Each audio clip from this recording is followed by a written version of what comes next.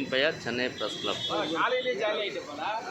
நூல் ஆசிரியர் சா விமலேஸ்வரன். தொகுப்பு கா முரளி. சென்னை சர்பிட்டியில் மிகவும் பிரம்மாண்டமாக நடைபெற்றுக் கொண்டிருக்கிறது. வாழ்த்துக்கள்.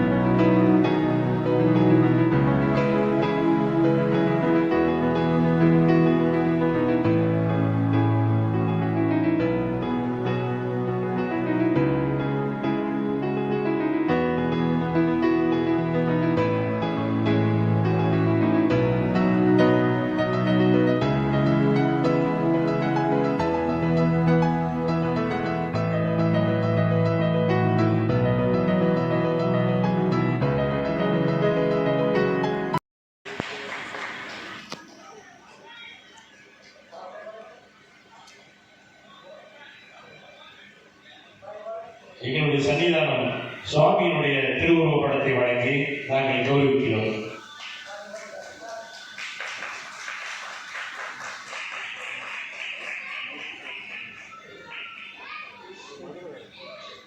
நன்றி. இந்த நூல் வெளியீட்டு விழாவினுடைய சிறப்பாக தமிழ்நாடு பத்திரிகையாளர்கள் சங்கத்துடைய தலைவர் திரு டி.எஸ்.ஆர். சுபாஷ் அவர்கள் சிறப்புரையாற்றுவார். முன்னதாக எங்களுடைய இதழாளர் சா விமலேஸ்வரன் அவர்களுக்கு சாலை வைத்து மரியாதை செய்கிறார்.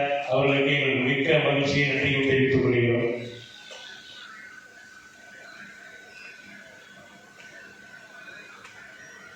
நன்றி சார்.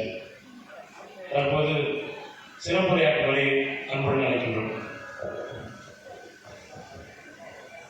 வீட்டை கட்டிப்பார் கல்யாணம் பண்ணிப்பார் அப்படின்னு சொல்லுவாங்க. அதோட ரொம்ப முக்கியம் புத்தகம் போட்டுப்பார். ஏன்னு சொன்னா அது ரெண்டுத்துக்கு உதவி செய்து நிறைய பேர் வருவாங்க. வீடு கட்டுறதுக்கு கல்யாணத்துக்கு கூட நண்பர்கள்ட்ட போய் உதவி கேட்டால் செய்வாங்க. ஆனா ஒரு புத்தகம் போடுற தொடர்ச்சியாக எங்களுக்கெல்லாம் வழிகாட்டி மூத்த செய்தியாளர், மூத்த எழுத்தாளர், ஒரு பத்திரிகையாளருடைய எழுச்சி நாயகனாக அன்புக்குரிய தமிழா பாண்டியன் அவர்களை இந்த நிறைவுரையாக இந்த சிற்றுரையாற்றும்படி அழைக்கின்றோம்.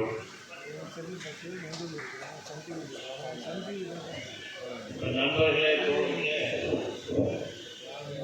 நான் பேசி முடித்த போது 2 நிமிடம் நானாக கேட்டு வாங்கி என்னுடைய வருத்தத்தை பதிவு செய்ய வேண்டிய மேடையாக இருக்கிறது. இந்த அழைப்புகளில் சுரேஷ் வேலநாயகம் தலைவர், சென்னை பத்திரிகையாளர் மன்றம் பெயர் போடப்பட்டுள்ளது. திரு மு ஆசிப் பொதுச் செயலாளர், சென்னை பத்திரிகையாளர் மன்றம் இந்த பெயர் போடப்பட்டிருக்கு. முன்னாடி அவர்கள் பெயர் தாங்கிய கட் அவுட்டும் வைக்கப்பட்டிருக்கு. அப்ப அவர்களுக்கு உண்டான மரியாதை சரியாக கொடுக்கப்பட்ட பின்பும் அவர்கள் புறக்கணிக்க வேண்டிய தேவை என்ன? இந்த வருத்தத்தின் காரணமாக சில பதிவுகளை இந்த நிகழ்ச்சியின் மூலம் அவர்களுக்கு கொண்டு போய் சேர்க்க வேண்டியிருக்கிறது. இந்த கடுமையான போராட்டத்திற்கு நீண்ட காலமாக சிறைச்சாலை, பல லட்சக்கணக்கான ரூபாய் செலவு, குடும்பம், குட்டி தொடர்ந்து போராடியவன் விமலேஸ்வரன். அதுல மாற்று கருத்தே இல்லை. நானும் தொடர்ந்து போராடிய ஒரு கட்டத்தில் டயர்டாகி விட்டாச்சு. சுரேஷ் வேதநாயகா தலைமையில் நக்கீரன் பிரகாஷ், உயிர் மோகன் இல்ல மோகன், இப்படி 50 பேர் அந்த பிரஸ் கிளப்பை போய் பூட்டுவதற்கு தயாராக போன நேரத்தில், இது ஒரு 10 வருஷம் இருந்து நடந்திருக்கும், எங்கேயோ இருந்து வந்த ஒரு தொலைபேசி மிரட்டல் உருட்டல், அது கும்பல் அப்படியே கலந்து போயிடுச்சு.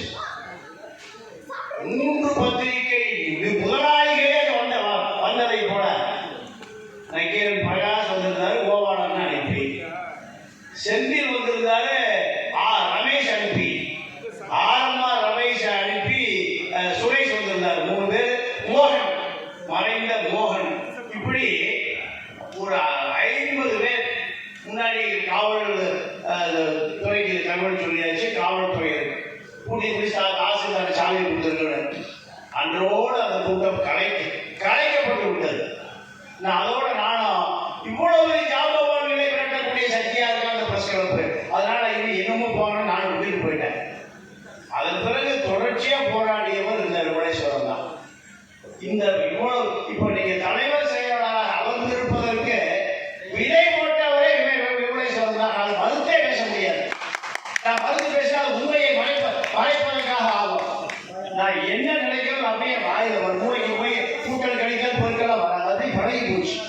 அப்போ விமலேஸ்வரன் தான் தொடர் போராட்டம். இங்க தலைவர் செயலாளர் ஆசிப்பு இருக்க முடியாது, சுரேஷ் இருக்க முடியாது. ஆனால் இப்ப அவர் கூப்பிட்டிருக்காரு, அது என்ன நடந்ததோ அதை பதிவு செய்வதால புத்தகம். இதை கட் அவுட் வச்சிருக்கு, பேர் போட்டிருக்கு.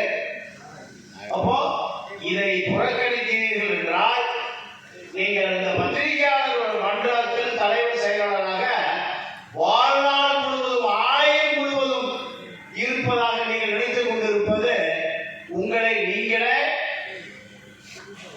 அறிவுடைமை ஆகாது. நான் கடுமையான வார்த்தை சொல்ல விரும்புகிறேன். இப்போ பேசுவதற்கு முன்பு சுபாஷ் சொன்னாரு, நிறைய பிரச்சனை இருக்கு. கொளுத்து வேலை செய்யற மண் சுமக்கிறவனையெல்லாம் வாரியத்தில் சேர்த்துட்டான். இந்த பத்திரிகையாளர் வாரியத்துல நிறைய பேர் சேர்க்க வேண்டி இருக்கிறது. அப்ப அவருடைய கவலையை சொன்னாரு. இதெல்லாம் அதிகாரமிக்க மையம் பத்திரிகையாளர் மன்றம் தான். அதன் மூலம் தான் அவர்களுக்கு எவ்வளவோ விஷயம் போய் சேர வேண்டி இருக்கு. இதை நீங்கள் தவிர்க்கிறீர்களா, மறைக்கிறீர்களா, ஒழிக்கிறீர்களா என்பதை இந்த கூட்டத்தின் மூலம் நான் பதிவு செய்ய ஆசைப்படுகிறேன். விமர்சனம் வர ஆரம்பிச்சு மேல விமர்சனம் வர ஆரம்பித்து விட்டது. நீங்க நடந்த கிரிக்கெட் மேட்ச்ல பல லட்சம் ரூபாய் பணம் வாங்கி இருக்கிறீர்கள் புகார் வருது. வசந்த் டிவி வசந்த் கிட்ட 3 லட்சம் ரூபாய் வாங்கியிருக்கீங்கன்னு புகார் வருது. அது உண்மையை போய் விசாரிக்கணும். இந்தியன் ஆயில் நிறுவனத்திடம் 5 லட்சம் ரூபாய் வாங்கியிருக்கீங்க தகவல் வருது. வெளியே வசூல் யார் வசூல் செய்வது, யாருக்கு பணம் இருக்கு, என்ன நடக்குது? 3 மாசத்துல புகார் வர ஆரம்பிச்சிருச்சு. இந்த புகார்களுக்கு விளக்கம் அளிக்க வேண்டிய சேவை உங்களிடம் இருக்கிறது. மாசம் என்ன பணம் வருது, நோட்டீஸ் போட்ட ஒட்டலைனா ஒட்ட வருகிறீர்கள் என்றால் எதையோ மறைக்க நினைக்கிறீர்கள் என்று அர்த்தம். இன்னைக்கு வரைய ஜேக்கப் வெளியே அனுப்பப்படவில்லை. 3 மாசம் ஆகுமா? இல்ல சுப்ரீம் கோர்ட்ல போய் ஆர்டர் வாங்கணுமா? இல்ல உச்ச நீதிமன்றத்துக்கு போகணுமா? அப்போ இதை நான் தொடர்ந்து இந்த வேலையில் பதிவு பண்ணுவதற்காக காரணம் இங்கதான் பதிவு செய்யும். என்ன காரணம்னா இவர்கள் பிஹெச் பாண்டியன் சொன்னதை போல வானளாவிய அதிகாரம் படைத்தவர்கள் என்று நினைத்துக் கொண்டிருக்கிறார்கள். பல பேர் தூக்கி எறிவதற்கு இந்த தலைமையை எப்படி விரும்புறாங்கன்னா பழைய பூது கூட விரட்டணும், அவ்வளவுதான். யார் வேணாலும் ஜெயிச்சிருப்பாங்க. இவர்களுக்கு மிகப்பெரிய வாக்கு வங்கியோ மிகப்பெரிய பத்திரிகை ஆதரவு அல்ல, பழைய கூட விரட்டணும், அவ்வளவுதான். யார் இருந்தாலும் இதை வெற்றி கிடைச்சிருக்கு. அதால் நான் மீண்டும் சொல்லுகிறேன், தயவு செய்து பைபிளில் சொல்லுவதை போலதான் யார் ஒருவன் தன்னை தாழ்த்தி கொள்ளுகிறானோ அவன்தான் உயர்த்தப்படுவான். உங்களுக்கு கட்ட விட்டு பேனரு பேரு போஸ்டர் எல்லாம் வைத்து நீங்க புறக்கணிச்சிருக்கீங்கன்னா அவ தப்பான அமைப்பா, தப்பான செயலா, தப்பான ஆட்களா எல்லாரும் இந்த கேள்வியை நான் அவர்களிடமே வைத்துக் கொள்கிறேன். அவர்கள் திருந்த வேண்டும், பணிவு வேண்டும், சக பத்திரிகையாளர்களை மதிக்க கற்றுக்கொள்ள வேண்டும். அப்படி கற்றுக்கொள்ளவில்லை என்றால் கற்றுக் கொடுக்கப்படுவார்கள். பாரதிய தமிழனுக்கு கற்றுக் கொடுக்கப்படுவதை போல கற்றுக் கொடுக்கப்படுவார்கள் என்பதை நான் இந்த நிகழ்ச்சியில் பதிவு செய்கிறேன். நன்றி, வணக்கம். நன்றி, வணக்கம். விழா இனிதே நிறைவேற்றதுக்கு இறைவனுக்கும் வந்தவங்களுக்கும் அனைவருக்கும் எல்லாரோட திருத்தாலையும் நான் பணிந்து நன்றி சொல்கிறேன். நன்றி, வணக்கம், வணக்கம்.